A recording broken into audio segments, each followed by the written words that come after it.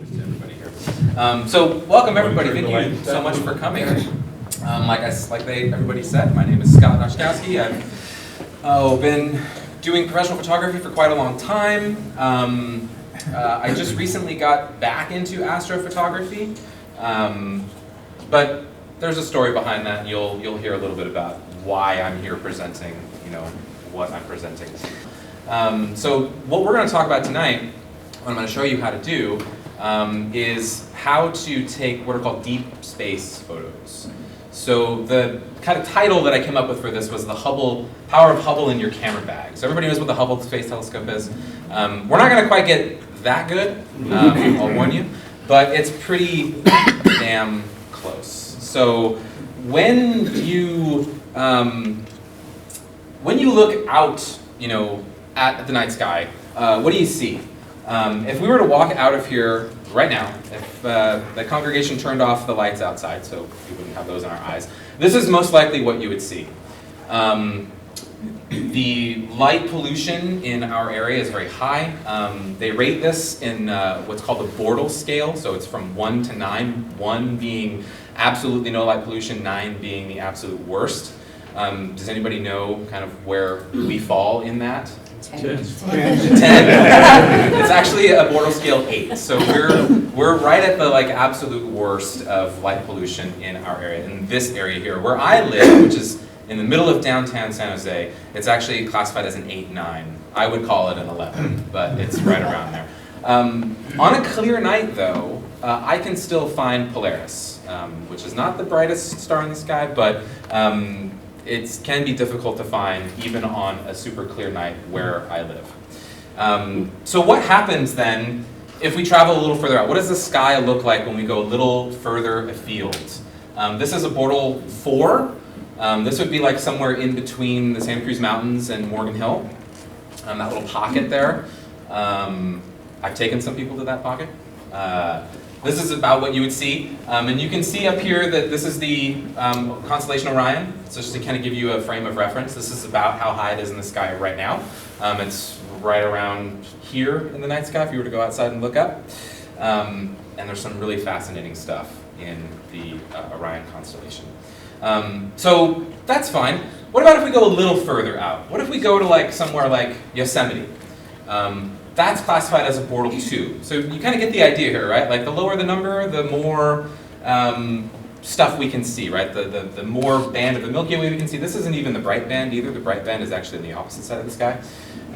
But again, we can see a lot more stuff, a lot more detail in the night sky. And the only way to get any better than this is to strip away the atmosphere or to go into outer space. So this would be what it would look like with no atmosphere. So that really kind of gives us a limitation of what we can expect to photograph, at least on the ground, right? This is why spaceborne telescopes are always going to have more resolving power and look better than ones even high in the Atacama Desert or on Haleakala.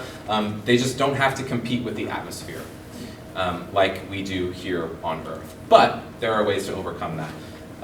So this is a light pollution map. There's a website called lightpollutionmap.info if you want to check it out. And we're right here, right? Los Gatos, Saratoga, we're right at that 8 level, 8, 9, 12. In between Santa Cruz and Morgan Hill, like I mentioned, there's our 4, and then over in the Yosemite Valley, at a 2. So a lot of people, when they think about doing night sky photography, you're probably thinking ooh, I need to go really far away. I need to go so far, I need to go out of state essentially to get any good shots of the Milky Way. And that really just isn't the case. Yes, it probably is getting worse, but there are still quite a few places within driving distance that you can get really good, broad Milky Way shots or deep space shots without having to go very far. In fact, a lot of the times, actually every time that I go now, and in recent history, I go right down here, in between Morgan Hill and Santa Cruz. It's, like I said, about a Bortle 4, so half of the light pollution that I get in the city, and that's really good. There's a couple people here that have actually taken the class, so if you think I'm fibbing, you can ask them. They can vouch for me. So let's move along a little bit here.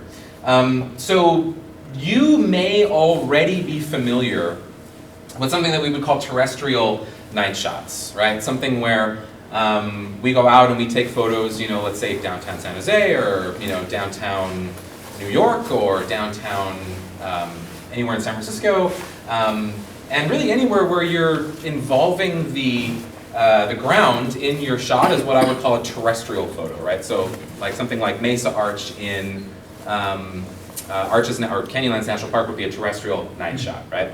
So what happens when we do that? So these are kind of things you might be familiar with, right? Where we got to the Palace of Fine Arts. Some of you have probably been on this workshop at the Aperture Academy, maybe with me teaching it. And if we get there right around just after sunset, we get this nice blue hour going, and you can count the stars in the sky. We get 1, 2, 3. In fact, sidebar, there's a kind of a really cool article that was written by Petapixel on a photographer. This is maybe 5-6 years ago. I don't remember the guy's name, but if you Google like Star Trail San Francisco, you'll find his images. And what he did was he went out to all of the like classic spots in San Francisco and got star trail photos of every spot. So without photoshopping in star trails, he went to these spots and did it manually, essentially. And he said the real pain in the ass part was that he had to like manually Photoshop out all of the helicopters and planes and everything. Especially if you've ever been to Battery Spencer, which is overlooking the Golden Gate Bridge on the Marin side, that faces downtown. So there's just a lot of spaceborne and waterborne traffic that you'd have to get rid of. But the shots are absolutely amazing. So if you're going to go home and Google something, Google San Francisco Star Trail photographer or photography. You'll find it. Really, really cool stuff. So again, not too much going on up here. What happens if we go to someplace like New York? Do you even see stars here? No. And I tried to brighten up the background on this. I really did. And this is all night sky. There's no buildings here or here. But in Times Square, you're not going to see any stars. It's just not going to happen. There's too much light hitting your face. If they turned off all the lights, at least in your immediate vicinity, you probably still wouldn't see stars. There's still too much light pollution. And then in Los Angeles, it doesn't really get any better, right? And here we can count one lonely star up there. And it's probably not even a star, it's probably Venus. Yeah. All right. So that kind of covers what you would do if we went out on the town and shot. What happens if we go a little further out? What happens if we try to go someplace without light pollution, right? So just an example, just to kind of familiarize you with what we're talking about here. Terrestrial night shots without light pollution. So I took these photos, by the way. This is a place called the International Car Forest.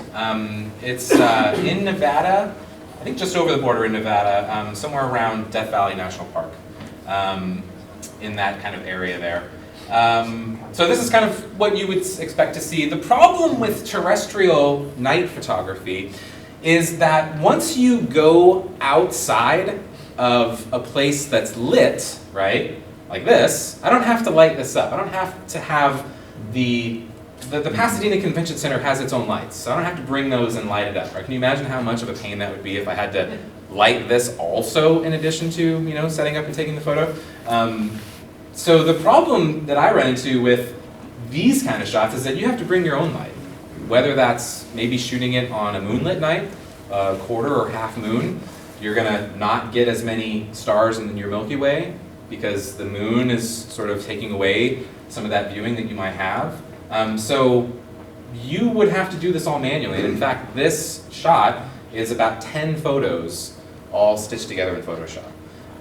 Because the guy I was with, we had 2 lights, and one shot is 2 lights, and then another shot, and then another shot, and then another shot, and then another one, and then another one, and then another one, and then one for the Milky Way also, and then we stitched it all together in Photoshop, just blending with layers and stuff.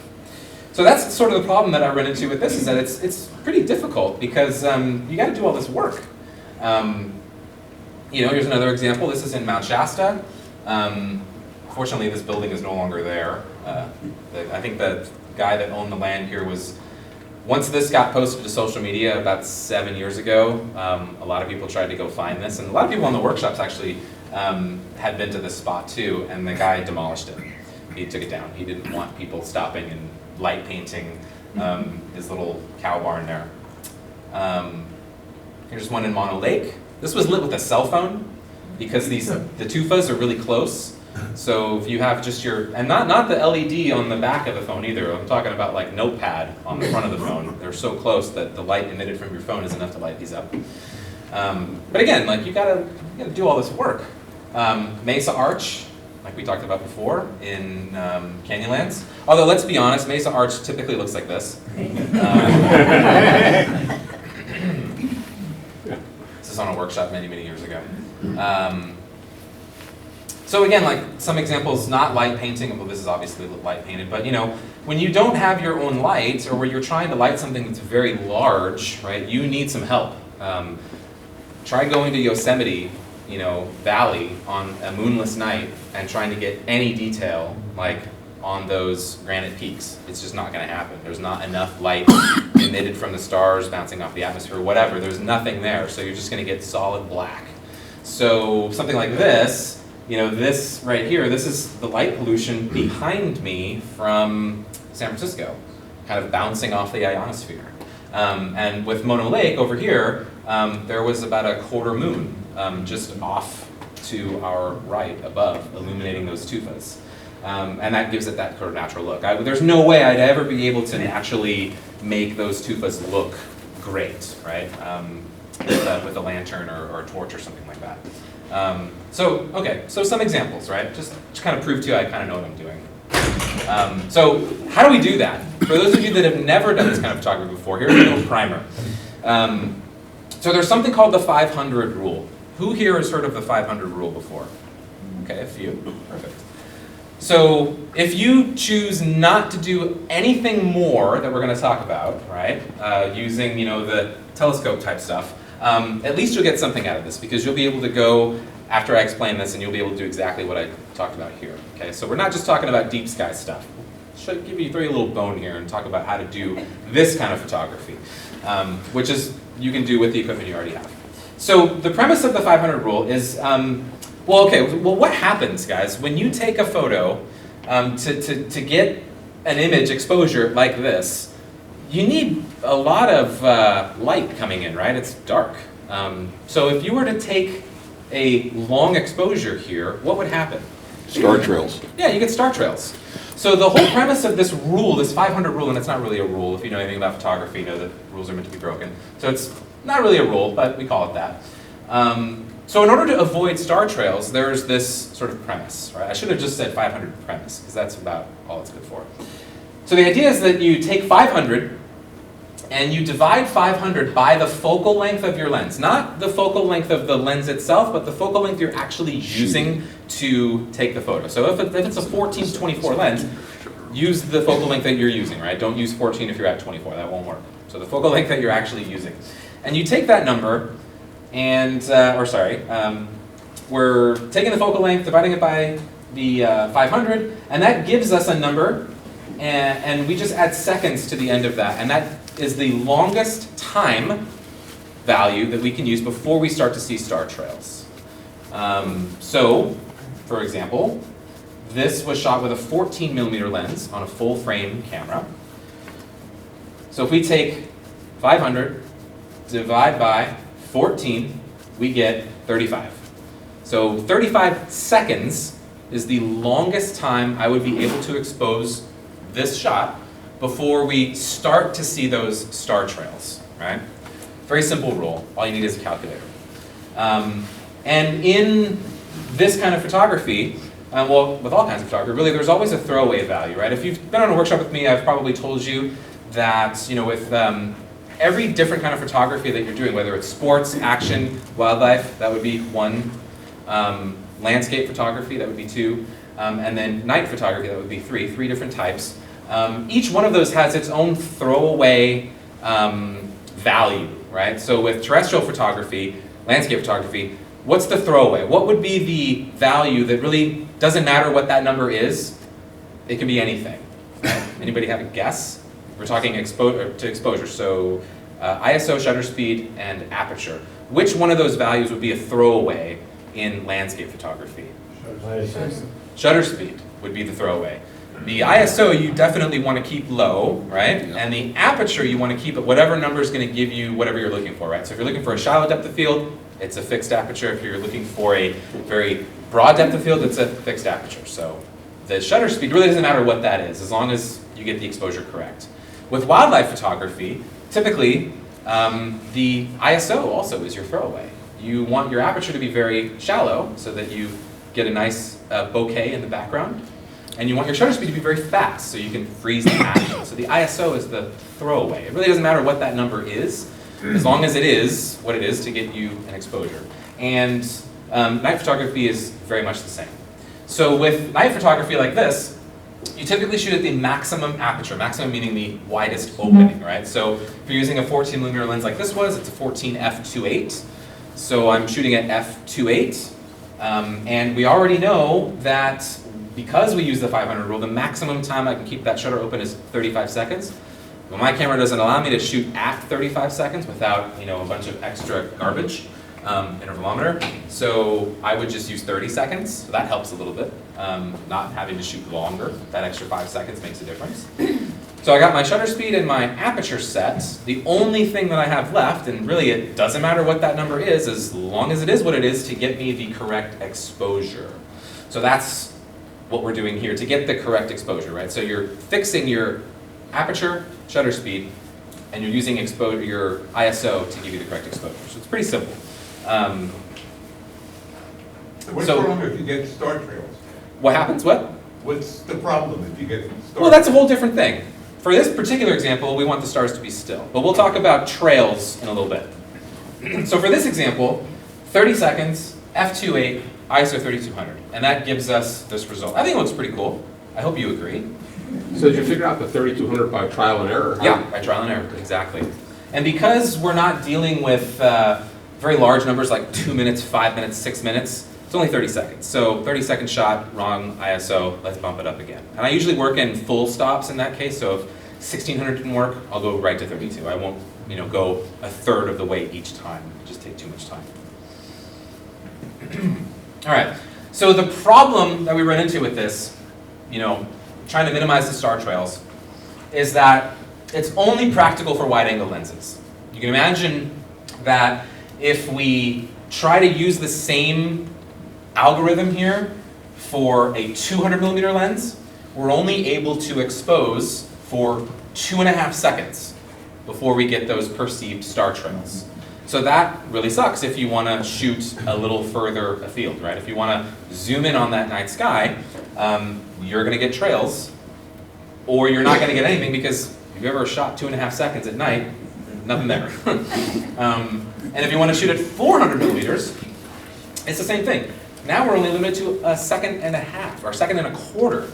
So you can imagine if we're using ISO, right, to give us the correct exposure, how much higher our ISO would have to be if we wanted to shoot at 2.5 seconds or 1.25 seconds, right? It would have to be in the hundreds of thousands, maybe even millions, right, to get us the correct exposure.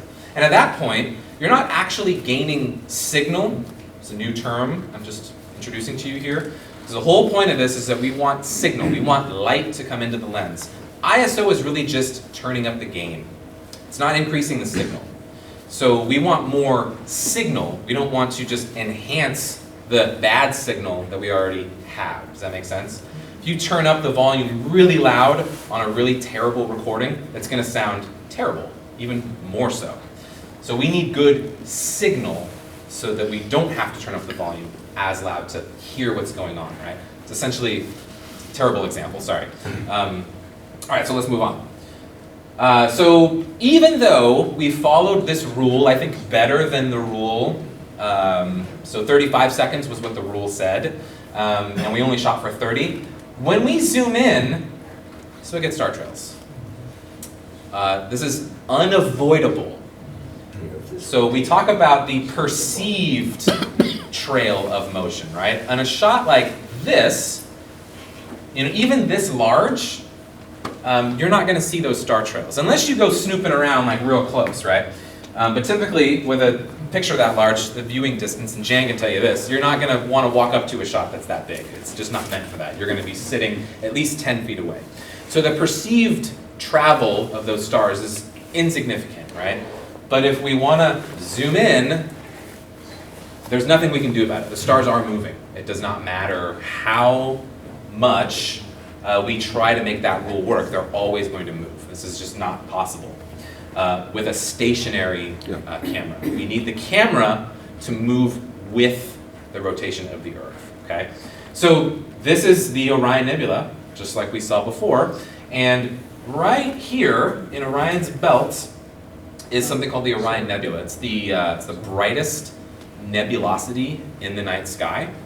Back when Galileo and all those guys were like sketching this stuff, actually he probably couldn't see this because it was a little too much magnification for him. But before they had photographic plates and they could take pictures of this stuff, you could look through a telescope and you could actually see it. People made sketches of this 150 years ago. All right, so let's talk about this. How do we overcome this limitation? Well, before we get into the fun part, I'm going to give you a little history lesson here, okay? So this is M51. So there was a guy back in the 1830s, I think, named Charles Messier, and he had a telescope a little bit better than what Galileo had in the 1600s, but not by much. And he was able to, actually he was looking for comets. So he was tracking the sky looking for comets. And all of the Messier catalog, which was about 110 objects, were things that he wanted to tell people about to avoid in the night sky. Don't look at these things because they're not comets. These are crap objects. They're screwing up my research. So he made a catalog, and the Messier catalog is one of the most revered catalogs today because it has all of these really interesting things that look really cool, right? If you've ever seen a sci-fi movie in space, you've seen this kind of stuff. And it's just awesome. It's really, really interesting. So in 1848, there was a guy named William of Ross, I think is his name, William Parsons. This is in Ireland. He had this telescope made, and it was a 76-inch Newtonian telescope. So basically that just means there's a big mirror at the bottom, 76 inches in diameter, really big. And for 72 years, this was the largest telescope in the world. From, if I can read that from back here, from 1845 to 1917, this was the largest telescope in the world. So this is how people back then used to look at the night sky. And a lot of them were hobbyists, very rich hobbyists. This would have cost about $1.5 million today to build. So the first major breakthrough came in the 1880s.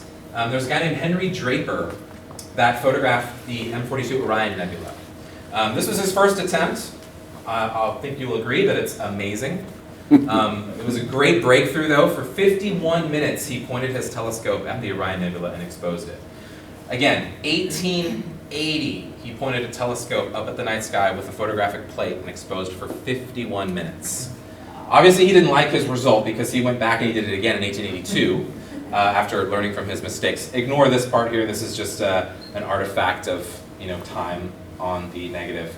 But he did it again for about 130 minutes and he got this result.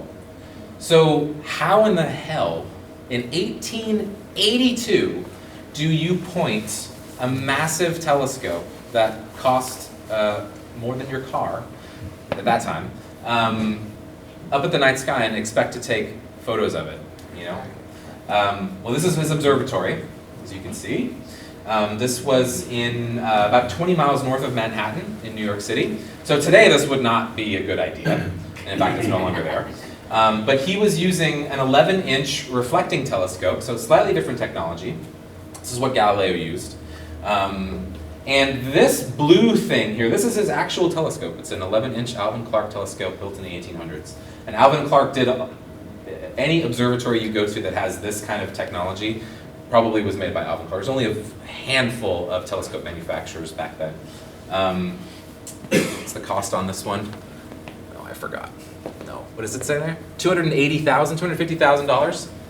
And this guy was a doctor. He was not an astronomer, so this was not his day job. He just really liked astronomy and built an observatory, bought telescopes, and again, that's equivalent money today. So imagine that, right? You'd have to mortgage your house a couple times to be able to afford something like this. So brings back the question, right? How do you take pictures of something at that time, and have your telescope with your photographic plate move with the Earth? So they were using these things called clock drives. And they're mechanical devices, almost exactly the same kind of technology in a grandfather clock. So it uses weights and pendulums to tick itself with the sidereal rate, which is the rate at which the Earth turns. So that's how they're able to overcome the Earth moving, or the stars moving, if you want to say it wrong. Yeah, and so that's how they were able to do it back then.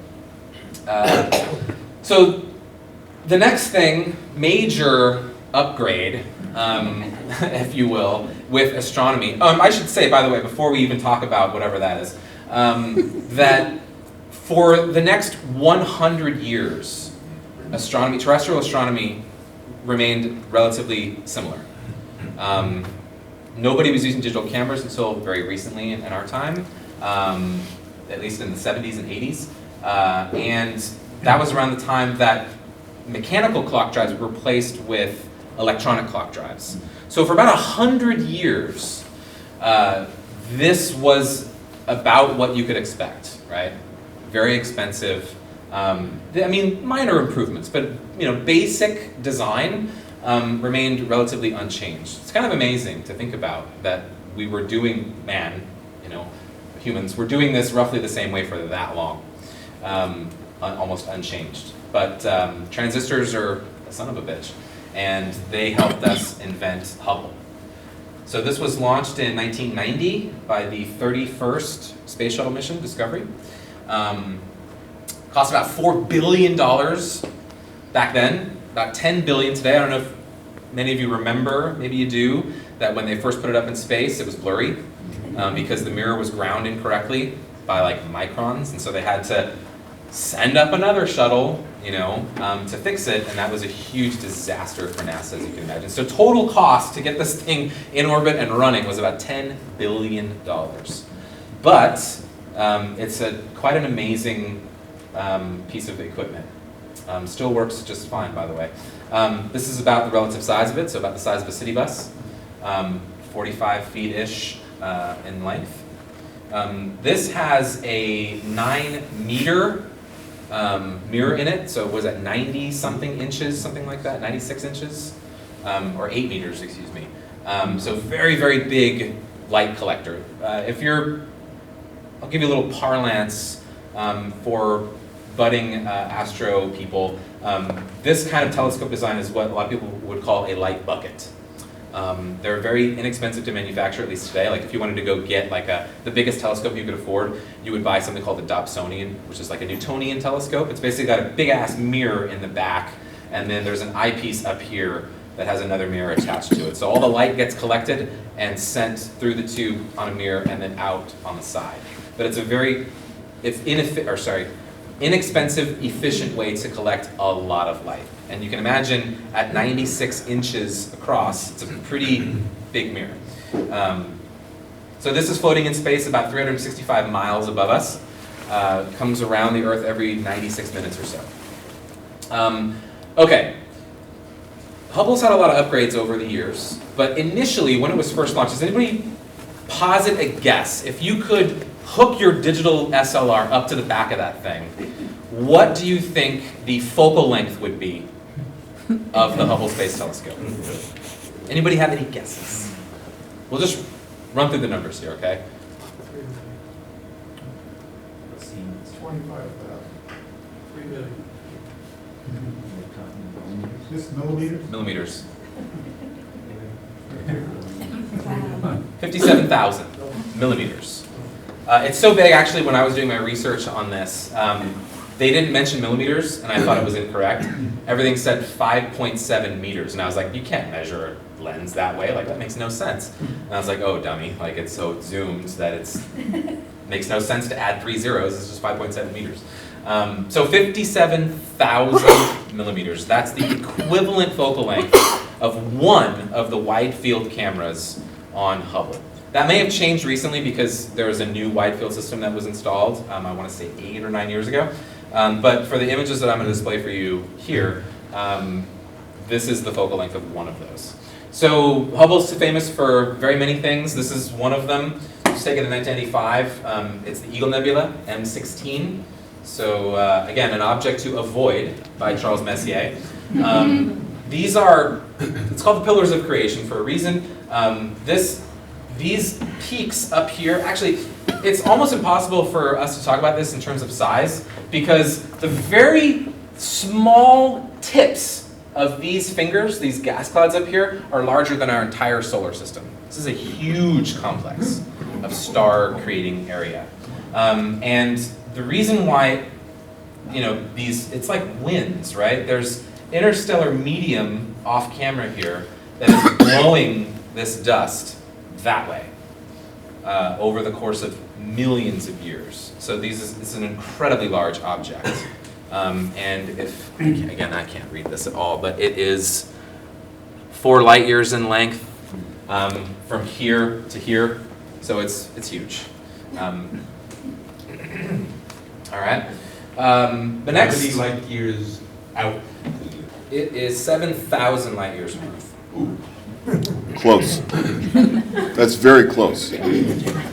So Hubble Deep Field, next pretty interesting subject. The scientists got kind of high on their laurels and were like, hey, we took a bunch of really cool photos of really cool stuff. What happens if we just point Hubble at an uninteresting part of the sky? So they did, in 1995, they pointed the Hubble Space Telescope at a kind of desolate area right around the Big Dipper in the night sky. And again, each one of these squares is about 57,000 millimeters, so the whole thing in total is somewhere around 15,000 millimeters, something like that, if you need to think of it in different terms. So the whole field here is about 15 or so thousand. So this sort of patch of sky, if you can imagine it a different way, is, everybody knows how big a grain of rice is, okay? Put that in your outstretched hand. That is the size of the observable space that Hubble zoomed in on. A grain of rice in an outstretched hand. That's how small this area was. And they found 10,000 galaxies going back 13.2 billion years. As far back as we've been able to ever look into the cosmos. Each one of these dots is a galaxy. So it's pretty impressive what Hubble can do. It stood there for 6 days, going around the Earth, taking photos, 24-minute exposures, about 140 hours total of exposure time. So those of you that have been on the Astro class with me, what do we do? About an hour and a half, 2 hours of exposure, 140 hours looking at these incredibly dim light. And some of these points, the light took 13.2 billion years to reach Earth. That's insane. That's pretty insane. All right, so there you go. If Hubble took a photo like this of the entire observable, our sphere of influence, it would take 1 million years doing the exact same thing all around what we can see from Earth. It would take 1 million years for Hubble to do the exact same thing with this small grain of rice. It's 1/24 millionth of the area of the night sky that we can see. That's how small that little bit is. So it's pretty impressive technology. All right, so here's an example of what is going on here. This is the old Hubble Wide Field, WFC1. There's a new one on here now, so this has probably changed, but I wanted to give like the OG, the original numbers. All right, so let's bring it back to Earth. Okay, whew, that was exhausting, going all the way up there and coming all the way back down. So Hubble fundamentally changed our perspective on the universe. It changed how we see the cosmos, and it changed the culture of astronomy. It reinvigorated a passion to look up at the stars.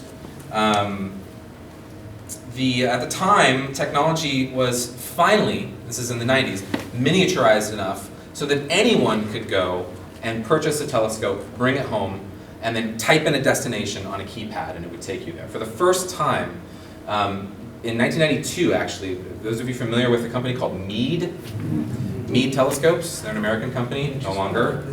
Yeah, they just went into bankruptcy, and they were going to be bought by a Chinese company. Anyway, so in 1992, they came out with this wonderful thing called the LX200, which is a telescope with a motorized fork mount. And that was the first successful commercially available, go-to telescope. So again, like you don't need to know anything about astronomy. You just set it up, do a small calibration, and then you can plug in where you want to go, and it'll just take you there. It's really, really cool. But the problem with that is that, well, you'll see. It's incredibly expensive and it's incredibly heavy. And if you want to go anywhere, you ain't bringing that with you. So what do you need to do astrophotography today, right? You need a telescope or a lens. So, a 70 to 200 or a 100 to 400 will do just fine for deep field stuff. You need a motorized mount or a tripod, excuse me, both, to overcome the turning of the Earth. So to get those stars pinpoint and the nebula in focus, you need to move with the stars. And then 3, you need a camera or an imager. So this was my, sorry? Could you go back one slide Sure. just for a second? Hey, You're welcome. So this was my old setup. This is a typical hobbyist setup. Not this one. Ignore this. This one back here, this big guy. This is what you typically see, or what you typically be sold if you walked into Orion Telescopes, which is actually not that far away. Orion, the company, I think was started in Watsonville or Castroville, one of the two, and they're a local company from California. So they make a lot of really cool stuff. So the telescope that I used to have, and I used to have all this stuff, I no longer do, and you'll find out why. The telescope I used to have was a 10-inch Newtonian reflector. So again, it's a big light bucket, and it's got a 10-inch mirror, and the bottom portion of it, that gathered light down the tube, sent it back up, and then out the side. So my camera would go up here. That telescope today is about $500. It's not incredibly expensive. It has about 1,000 millimeters of focal length at f4. So it's a pretty fast lens, if you want to call it that, right? Problem is it weighs 32 pounds. So it's pretty heavy. The next thing you need, we talked about, is a motorized mount. So Orion, same company we're talking about here, makes this mount called an Atlas EQG with a 2-inch tripod, 2-inch aluminum tripod. Those of you that have aluminum tripods know that they're not light. Imagine doubling the circumference of your legs and trying to take it out. It's very heavy. The whole thing together weighed about 55 pounds. Just this black thing here and these silvery things here, 55 pounds. And it cost about $1,400. So this was a motorized mount, right? Literally set it up, align it, and then it goes to wherever you want to go. And then the camera, at the time, a Canon Rebel XTI, so no live view back then. That sucked. If it's not in focus, take a picture. It's still not in focus. Let's fix it. Take a picture. Whoops, went the wrong way. Take another picture. So it gets really old without live view. And that was about 1.5 pounds. So that really hasn't changed much. How many images do you think I took? I had access to this equipment. Let me go back a slide. So I had this thing in my possession for about 5 years. How many images do you think I got in those 5 years? A dozen? 7. One. One. One image. This is M8, the Lagoon Nebula. It's a really good summer target. Comes up about May, June. It's really good. It's a cloud of interstellar dust and gas. There's stars being birthed in this area here. It's about 150 by 50 light years across. It's very big. And I think 3,000 light years away, if I'm not mistaken. Double check that, just so that I don't give you wrong info. 5,000 light years from Earth. This is what it should look like with the correct exposure, time, whatever you want to call it. This is not my image. I have not taken a picture of this since I took this picture. So this is someone else's image online. Yes? On your image, why were a number of the objects either triangular or trapezoidal? Many reasons. Mostly that is due to the telescope or the lens. Oops, let me go back here. Not being collimated. Collimation is a thing that you have to do with at least these telescopes.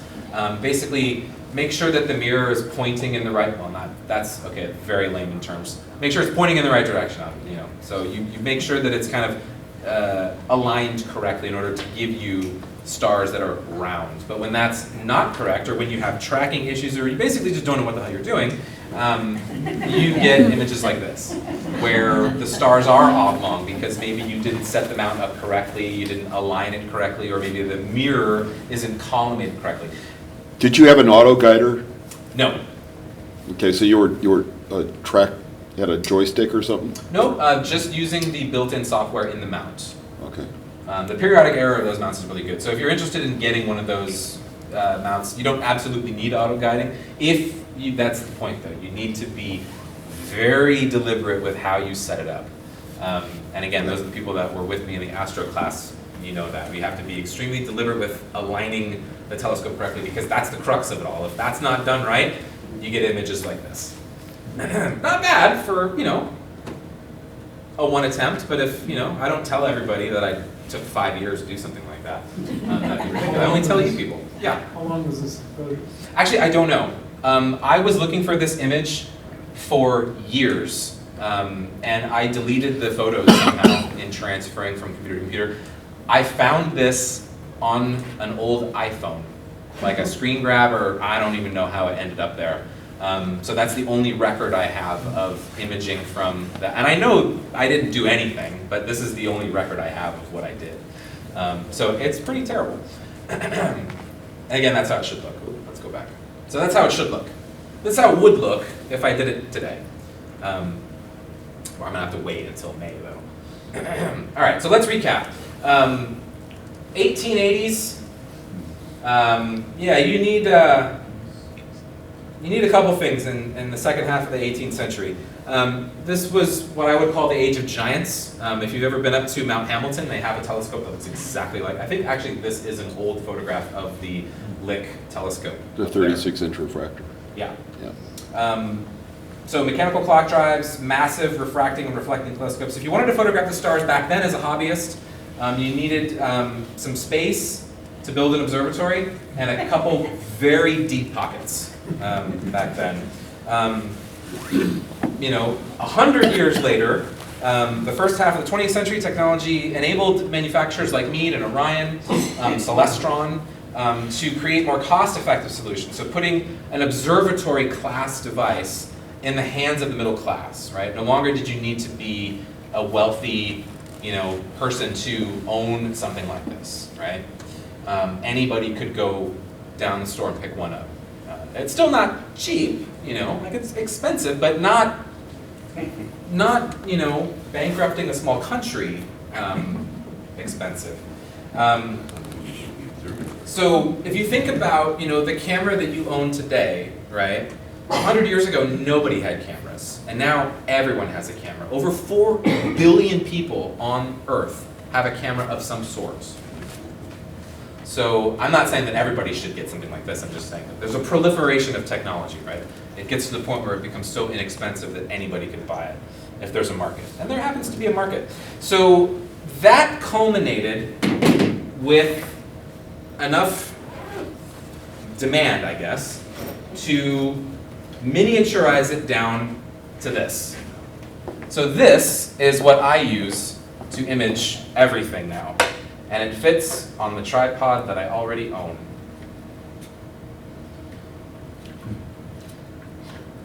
And that's it. So this is called an Ioptron Skyguider Pro. It's about $420. And if you want to get into astrophotography, that's really the only thing you need. Most people that already are into photography have a tripod, have a camera, have a lens. You already have those 3 things. The only thing you absolutely need to do to make sure your stars stay pinpoint over long periods of time is to get a tracker. And that is one of the best ones, if not the best one on the market. That's if you don't want star trail. If you don't want star trails, correct. If you want star trails, then don't worry about it. You can just set up and go. So let's advance. Oops. So we talked about, well, I don't need to give you the weight of this. We can use our imagination for how heavy that is. We talked about this being 30 pounds, this being 50 pounds. See, I had a battery there to plug in my laptop. You need a whole bunch of stuff to make this work. All in all, I could barely fit this in the trunk of my car. All told, if I were to put it all on a scale, it weighed about 160 pounds. This whole thing, tripod, camera, lens, mount, weight, everything, 20 pounds. That's it. It fits quite nicely in the camera bag I already own. So I can take it anywhere I want and just go. And it's really portable. This fits in a plane too. If you have a small enough bag, I could fit this in an overhead bin.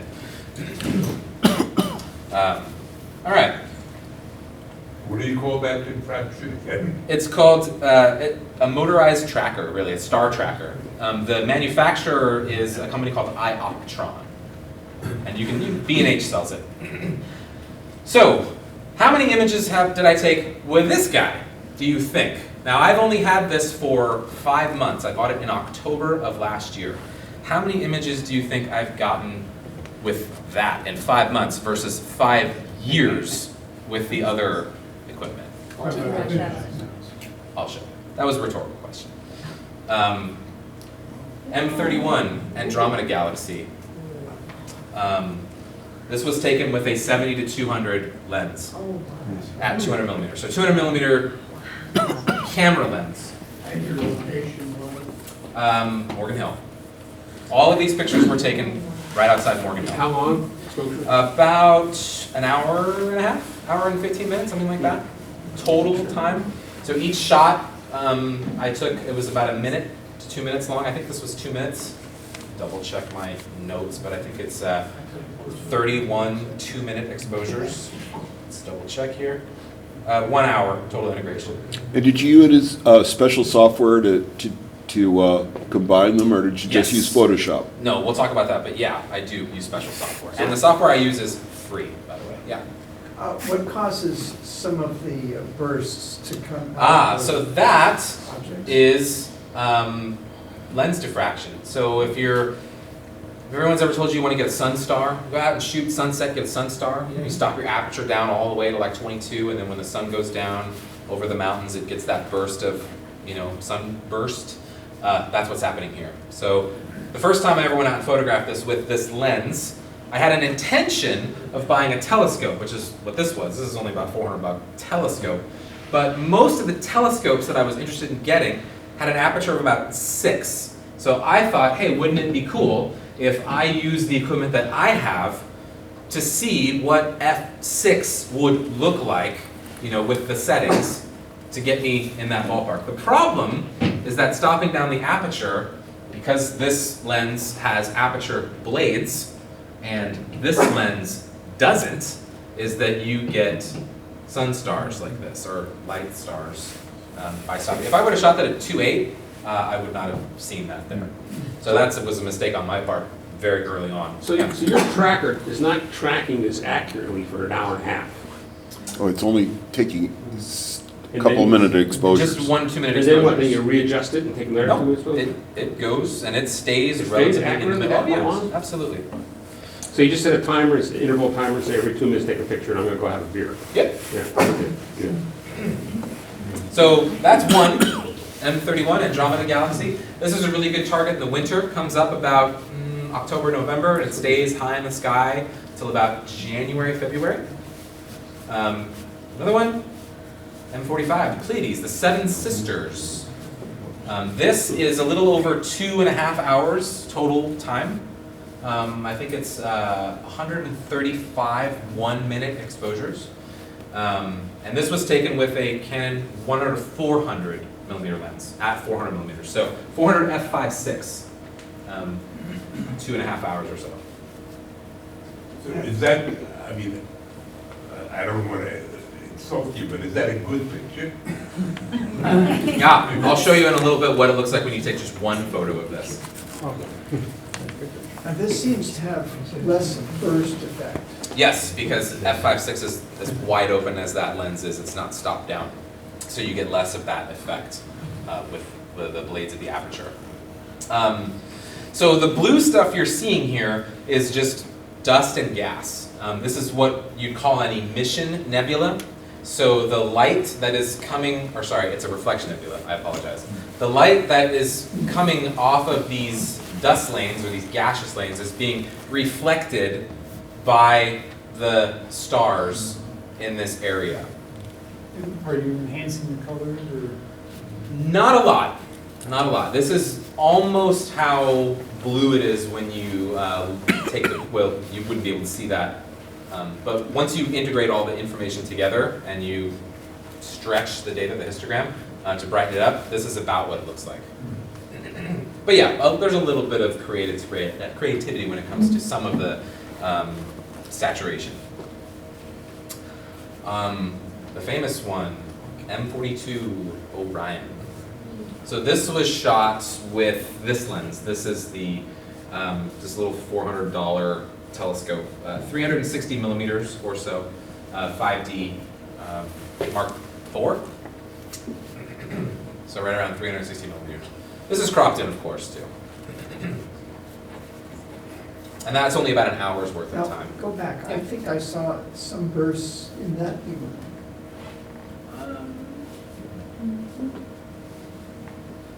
Maybe a little bit. That's just nothing from the star itself.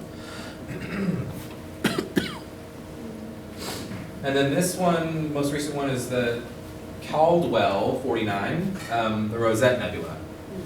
And this is about an hour's worth of time as well with the same setup. Actually, I think, no, this is with an AED, so crop sensor camera and that lens, so about 576 millimeters total focal length.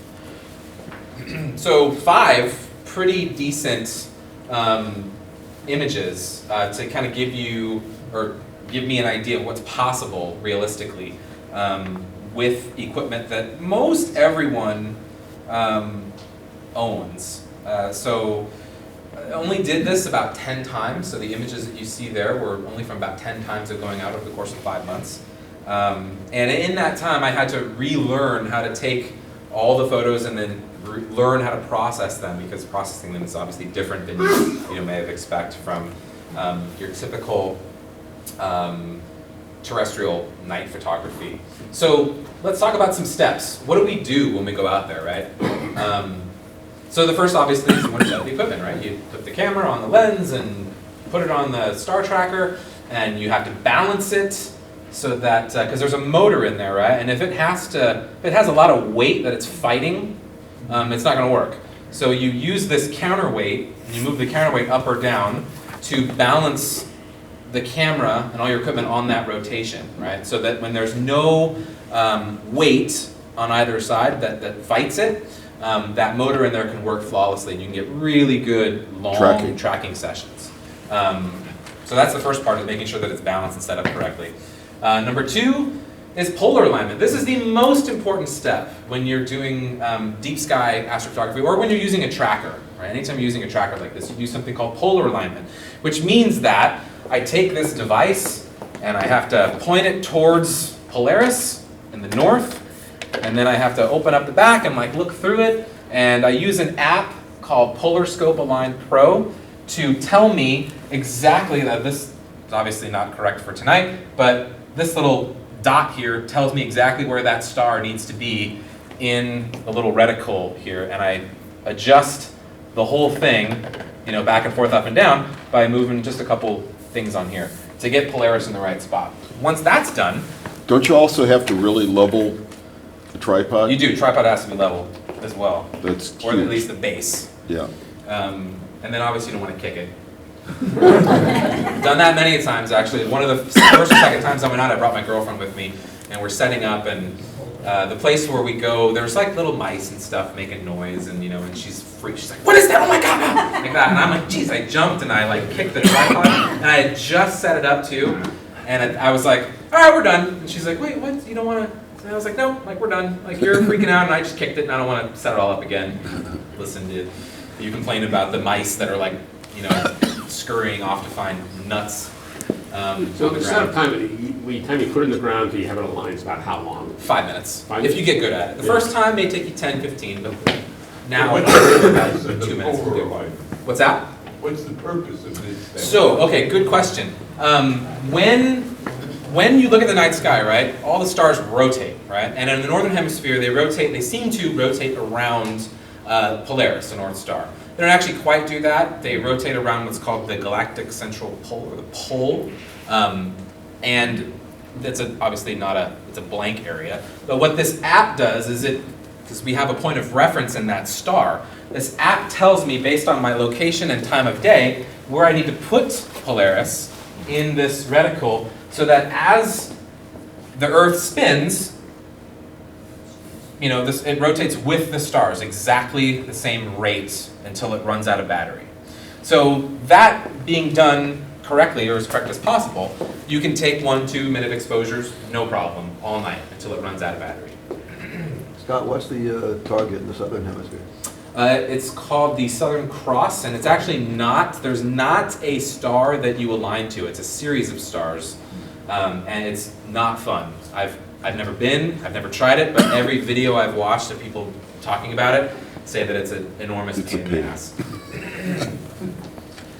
So the next thing we do is we focus on a bright star, and how we do that accurately is we use something called a Batinov mask. Batinov is just the name of a Russian guy who came up with the idea. If we cut some lines and put it in front of the camera lens, when we get whatever we're looking at in focus, we see, some of you hopefully can see this, but there's these, it's an X, and there's a line going through it. And when you move the focus back and forth, this central line moves back and forth. So when you have it in the middle, you know you're in focus. And you do that, and you know you've got focus. And then you can take your Batinov mask off, and then you can just wait, because you have to have everything cool down. So that's the next step, is to cool down.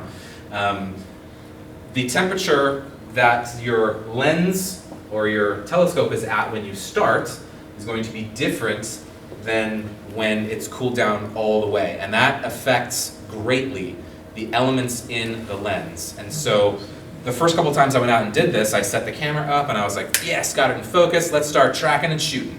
And then I'd go out and I'd check it in a half hour and everything's donuts.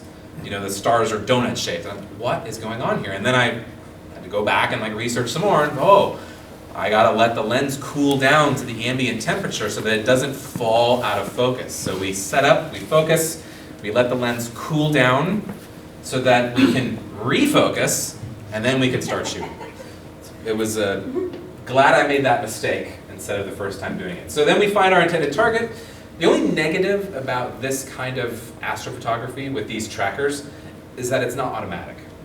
So unlike those really fancy, Meade telescope. motorized trackers that you can just type it in and go, take me to Orion, and it just goes like that and goes there, you got to do that yourself with this one. So if you can't see it through your camera, you ain't photographing it. So you got to know where the stuff is. So I'll show you some apps that I use to help with that. Having a laser pointer helps.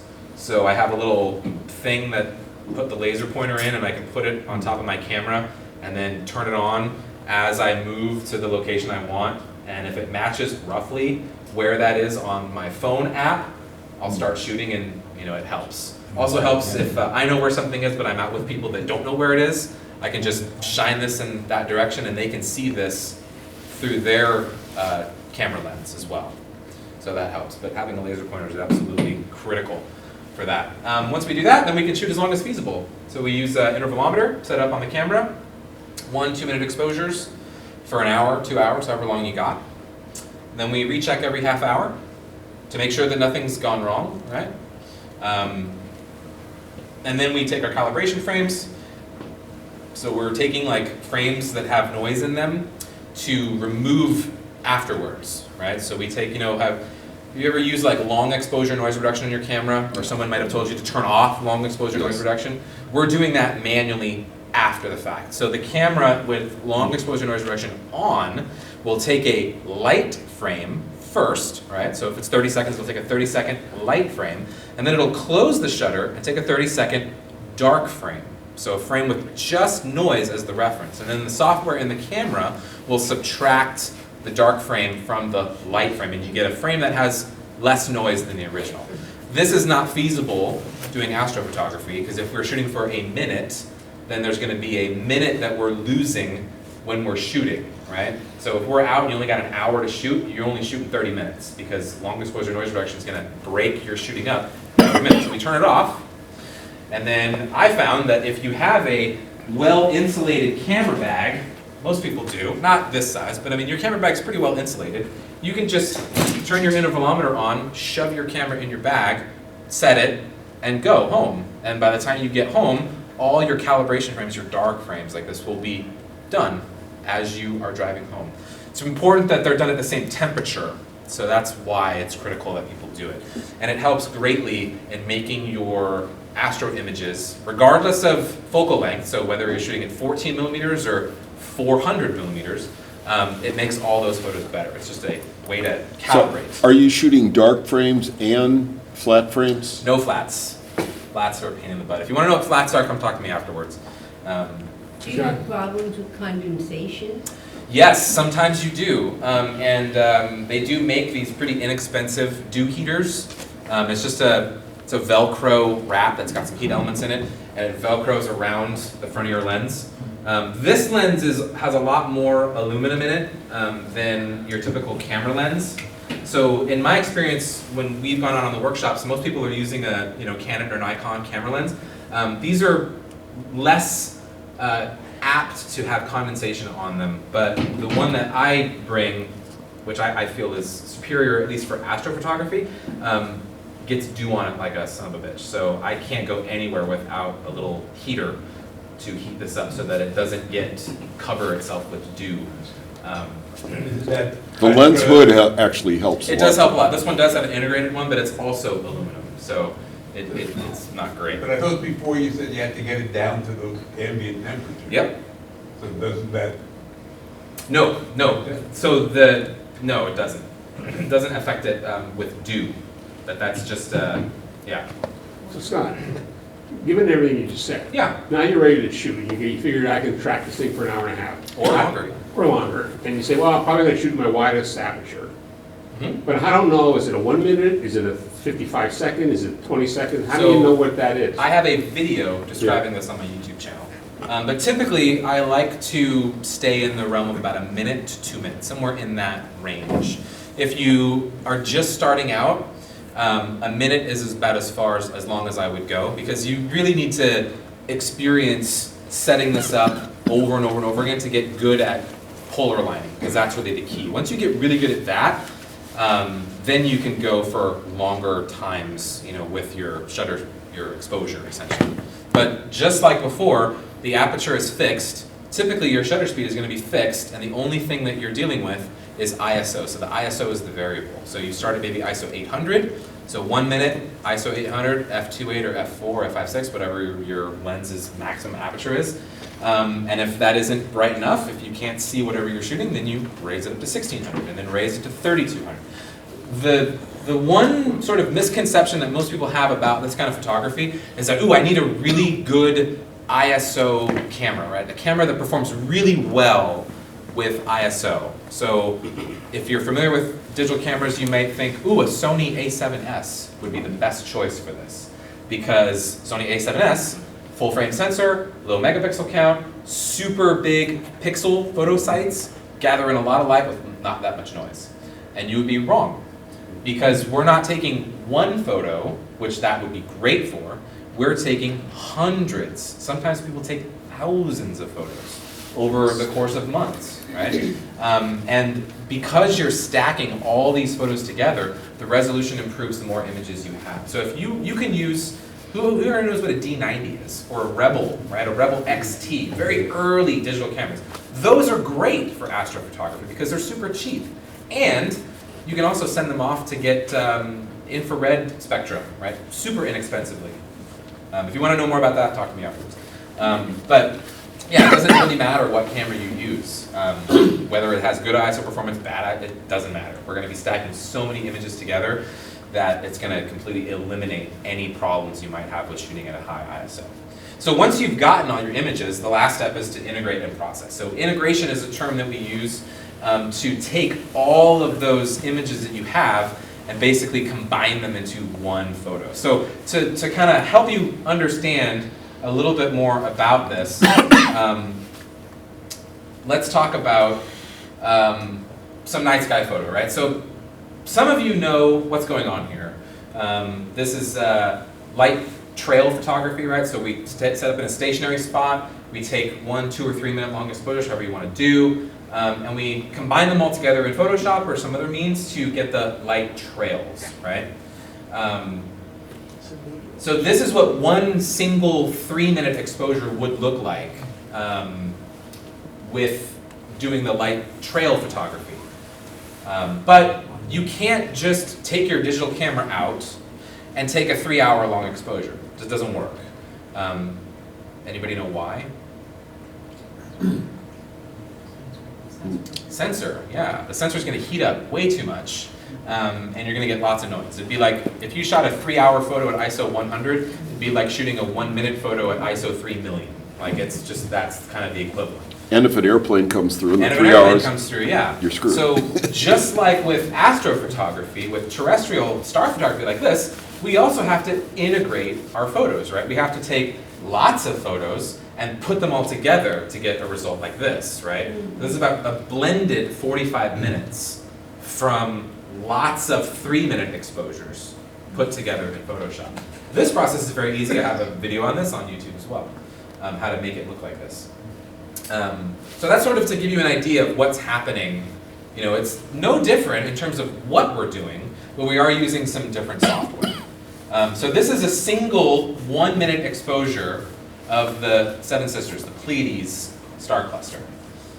So you can see, great, stars, good job, dude. And you can see very faint some of this nebulosity here from that single photo.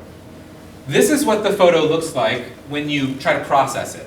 When you try to get the information out of it, right? Try to increase the gain, as it were. So this is the problem when you don't have enough signal and you try to increase the volume, right? We get this.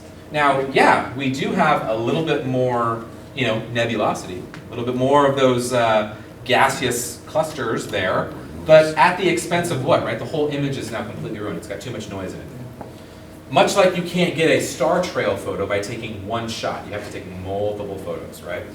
So again, like this is what it looks like when we take 140 1-minute exposures and using astro-specific software to put it together. Going back to your first one. Yeah. And you're trying to figure out how long do I want to expose it for, a minute, 1.5 minutes, 50 seconds. I look at that and I say in a minute, how do I know that that's right or wrong?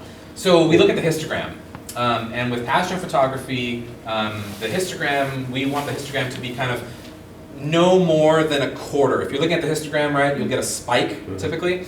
And that spike should not be more than a quarter from the left.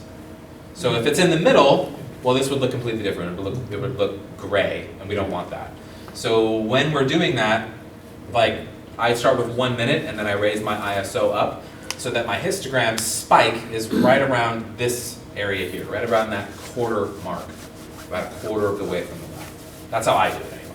when you're doing your deep sky stuff, where do you wind up typically on your white balance? Daylight, typically. But the white balance, when I shoot it, isn't daylight, but when we put all the images together, the software does an automatic color calibration. And there's two ways that the software does it. One way is we can ask the software to, we'll tell it like, this is the background. So I'll, in the software, I'll just draw a box around what would be black space. And it'll say, great, let's balance this exposure for this. And it's written specifically to balance astrophotos. So it knows what is expected to be dark space.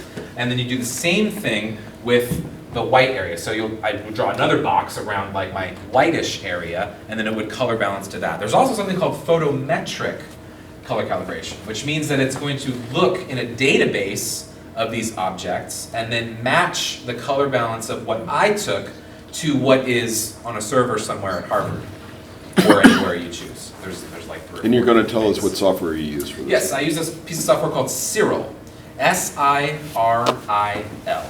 And I'll have a graphic up later that shows what that is.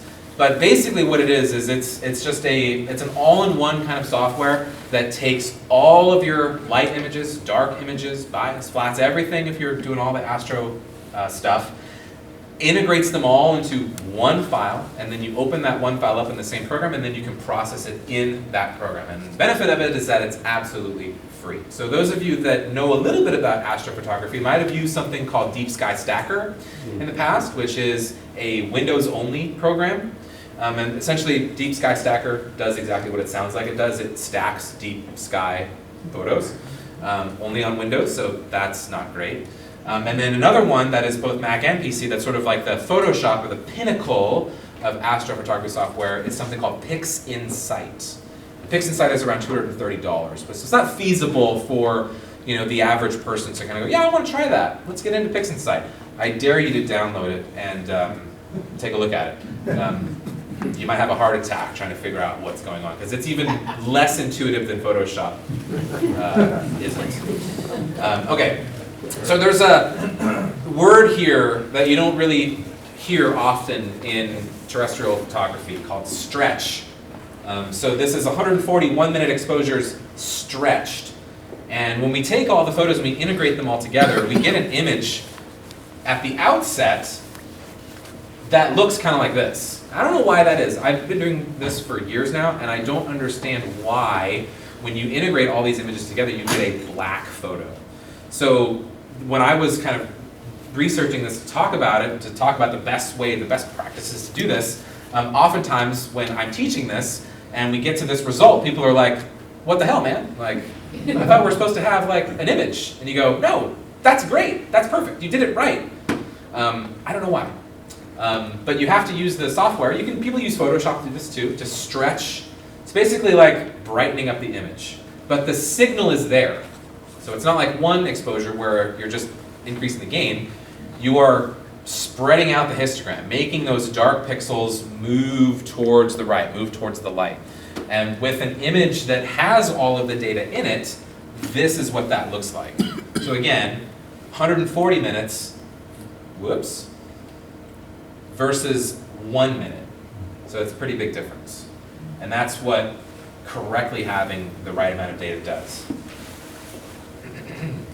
So benefits of this kind of photography. Stars ain't going anywhere.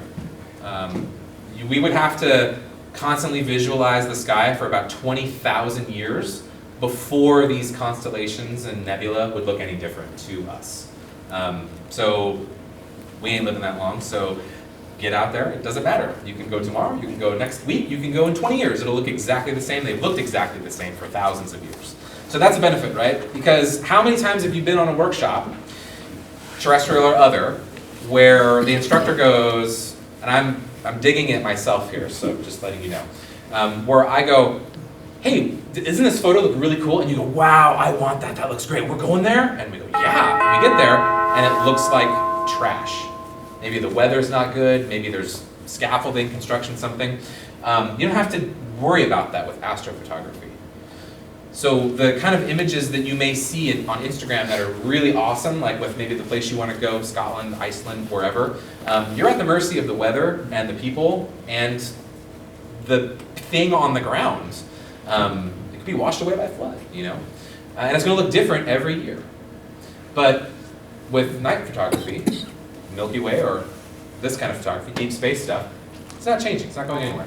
And it's going to look exactly the same anywhere on Earth. So if I can photograph the Orion Nebula from about October to March, at least in the northern hemisphere, and then I can go to the southern hemisphere and I could photograph it from April to October in the southern hemisphere. I'm not going to do that, but it's the idea. And there's new things coming up in the night sky every month, right? So unlike terrestrial photography where you have to bring the foreground with you, you have to light it up or hope that It doesn't look like that shot of Mesa Arch. You show up at night and there's already 6 people there waiting to do whatever you want to do. You don't have to deal with that with astrophotography. You just go outside wherever it's dark, point up, boom, there it is. And depending on the month that you go out and the time of day that you go out, time of night that you go out, there's lots of different things up there, and it never ends. And it doesn't matter. You don't have to have a 1300 millimeter lens.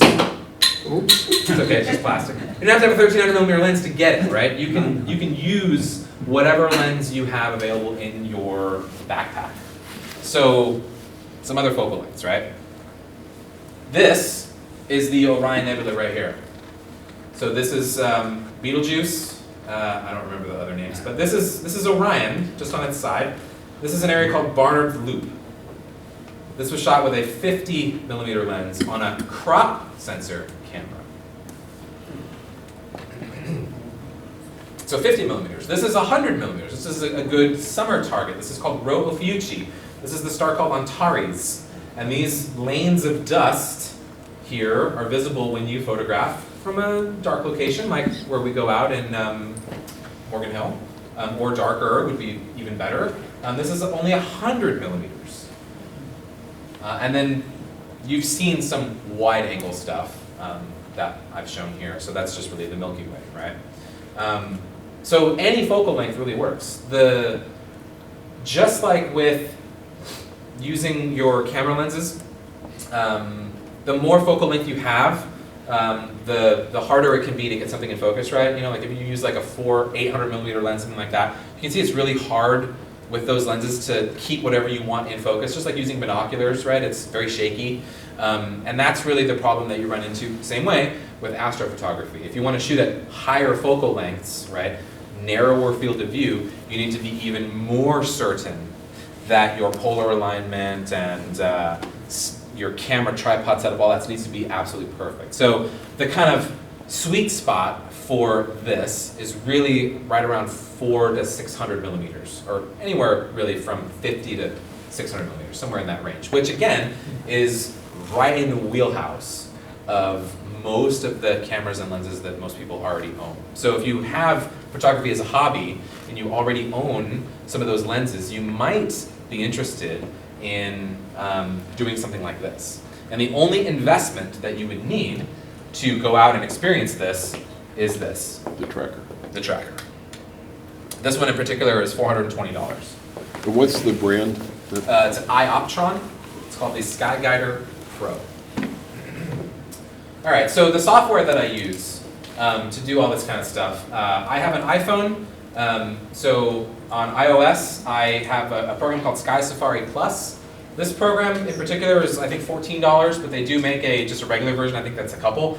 Really, the Sky Safari program is just it's a way for you to see where stuff is, right? It has augmented reality. So if you want to know, like if you say you have all this stuff and you go, oh, I want to go shoot Orion, but you don't know where it is. Well, you need a program to tell you where to look, right?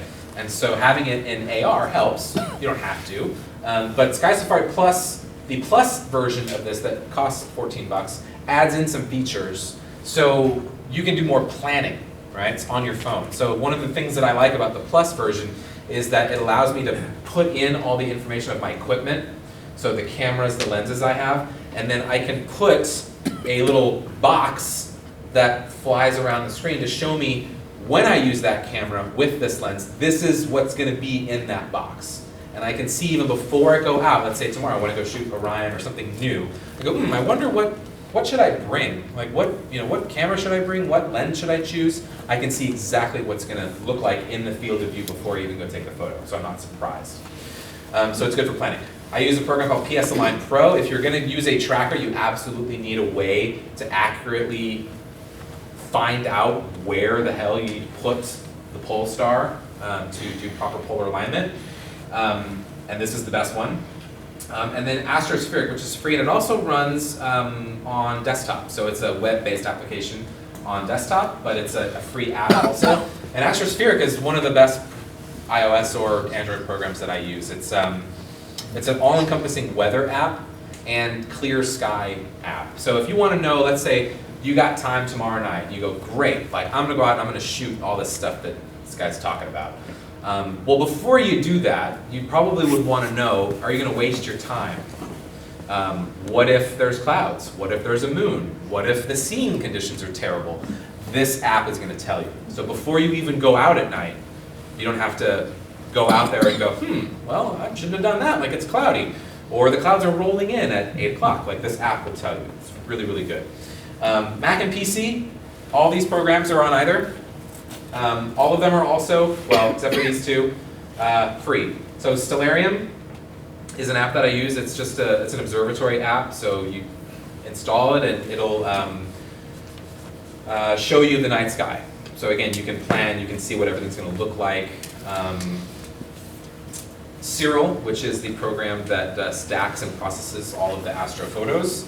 And then the video that I have on my YouTube channel, it's 58 minutes long, and it goes through all of the processing with these three. And just after, I think about the 27-minute mark or so, there's a kind of a disclaimer that says, if you don't want to go any further, stop here. And that's when we go into Photoshop to kind of finalize these images. But if you don't want to use Photoshop or Lightroom, let's say you don't want to pay the $9.95 a month, and you wanted to do astrophotography, you absolutely do not need Photoshop or Lightroom. This program, Cirrel, will do everything you need it to do. And it's not really all that complicated, not as complicated as Photoshop anyway. And then for the star trail photography, I use a program called Star Stacks. So again, if you don't need or want to use Photoshop, you don't have to.